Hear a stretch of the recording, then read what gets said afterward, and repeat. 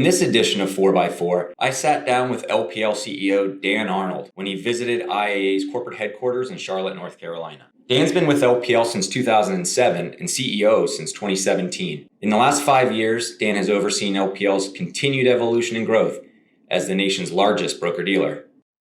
Well, thank you, Dan, friend and CEO of LPL Financial. I appreciate you joining me today. Well, it's great to be here. Thanks for having me. Yeah, appreciate it. All right, so we got a couple questions for you.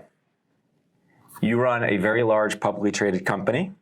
You're the largest broker-dealer in the country with nearly 21,000 advisors, more than $1 trillion in assets. How do you serve and deliver on the vast and different needs of your three major stakeholders: financial advisors, stockholders, and employees? Yeah, you know, it's a great question, and quite frankly, I think everything we do has to start with that question. And as we think about it, look, part of who we are, part of our culture is being this client-centered company. So everything for us starts with the client or that stakeholder group. And if you don't have an appealing solution for them, then really nothing else matters. So everything that we do starts with, are we serving our clients well? And then if we can complement that with a really compelling and engaging work environment that helps us attract the best talent and retain that best talent, then we think matching that up with a really compelling value proposition, you do those things really well, then you're usually able to take care of that third stakeholder by producing good, strong financial results, a good return that yields a great outcome. And so clients, employees, together, those two things end up creating good outcomes for the shareholder. And I'm all three, right? Because you are. As a financial advisor, a stockholder, and my wife is an employee, so I see it from all angles. Well, I appreciate that. We appreciate you being a client and the opportunity to serve and support you, and being a shareholder too. So Thank you for that. Well, thank you. And your wife is the much better partner of the two of you. I can understand that. Absolutely. Yeah. Absolutely. We can edit that later. Okay. Whatever works for you. All right. Technology. She may not want you to. Technology is a continuously evolving landscape. Businesses are always, they're trying to innovate.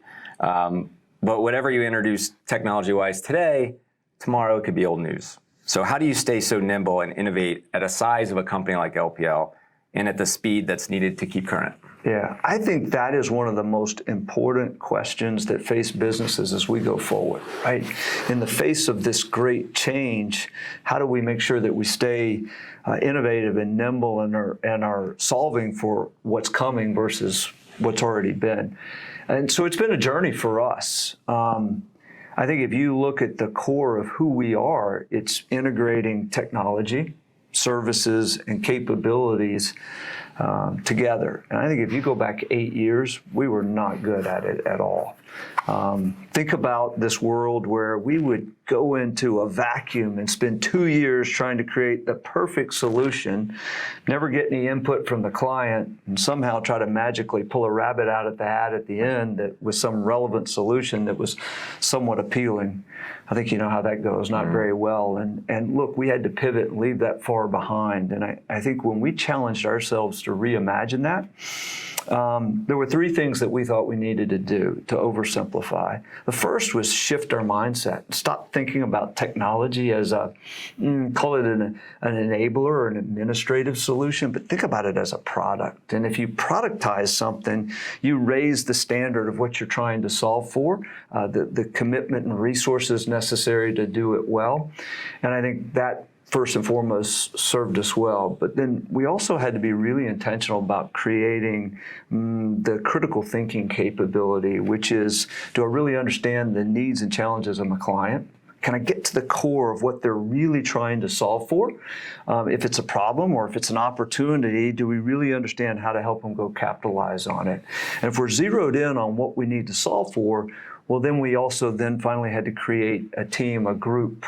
It's our product development pods that are responsible for then going and developing those solutions. So think about the business owner who understands the why of what you're trying to build, the product people who help you design something that's really interesting and appealing and solves for what it is you were trying to do, and then the technology team actually goes and builds it And by using a pod that are all integrated together, they stay through that effort all the way till we deliver it. It ensures alignment, ensures accountability. It ensures that we can learn and iterate better so that you deliver prototypes faster.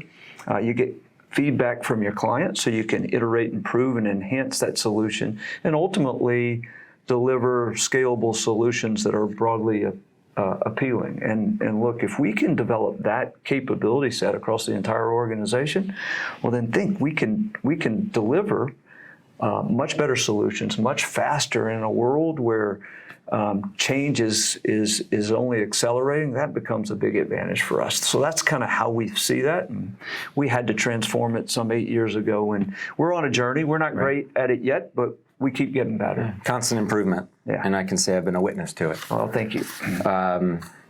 So speaking of technology, there's other things that happen ongoing, such as just constant ideas, brilliant ideas, right, that come through. But without a solid execution plan, right, they don't ever come to fruition.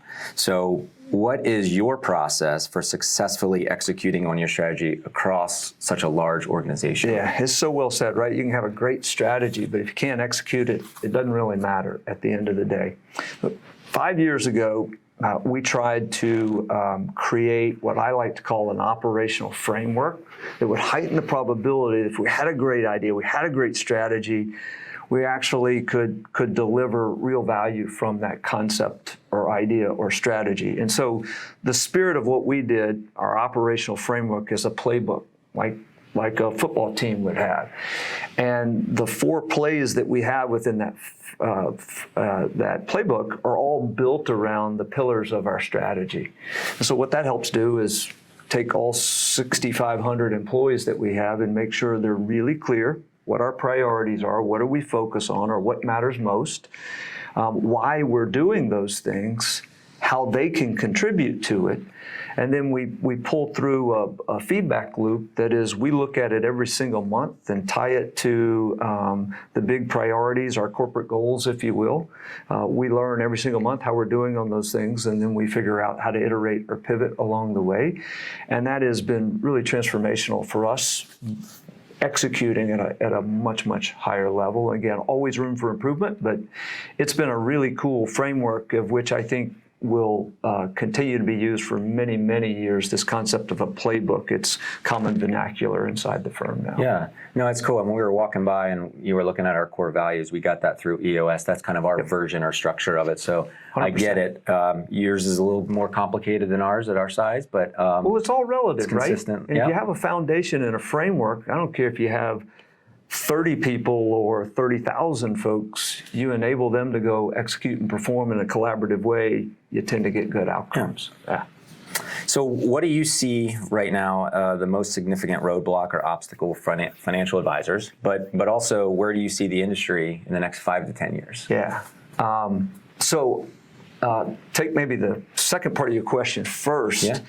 We see a big opportunity for financial advisors as we go forward. That's sort of the headline. If I put a little color around it, I think you see this ongoing and growing demand for advice, financial advice, right? World gets noisier, more complicated, more and more people need help. That's a good thing. And what we're also seeing is the desire or the appeal for this advice to come from a financial professional is also growing across all demographics. So you take those two things and you're like, wow, there's a big opportunity today that's only going to get bigger with sort of that durable growth concept that I just laid out.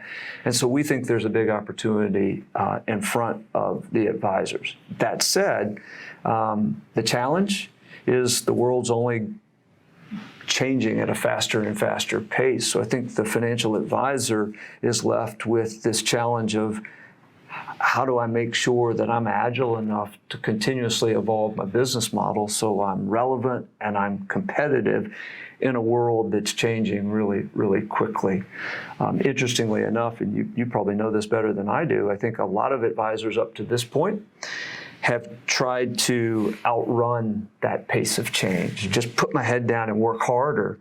And that yields good results. I'll buy it with long hours and probably wearing many, many hats while you're in the office. Mm-hmm. But I think in a world where the pace of change is only going to grow faster, inside that paradigm, it challenges us to have to think differently. And I think the advisors that will have the most success going forward are those that can focus on what they do really well and what matters most, and then figure out leverage points or outsourcing the other things, Yep. whether that's technology to help them, whether that's a service, whether that's adding a colleague to their teams.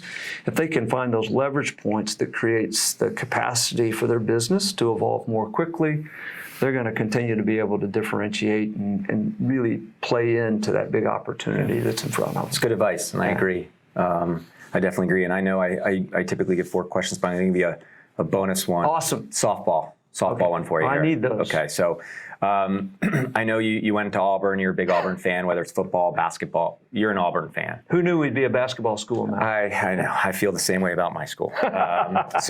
But if you could play one sport professionally, what would it be? What team would you be on? And what position would you play? Oh, that's an easy one. I feel like I might know this, but I want to hear it from you. So I would play Major League Baseball. I was wrong. Okay. I grew up playing baseball all the way through high school, Okay. and loved the strategy in it. And one of the single hardest things I think in any sport is to hit 100-mile-per-hour fastball or slider. Really challenging. So I like the challenge in that. I'd play for the Atlanta Braves. Mm-hmm. Growing up in Atlanta, huge Braves fan for a long time because I'm old now. Congratulations.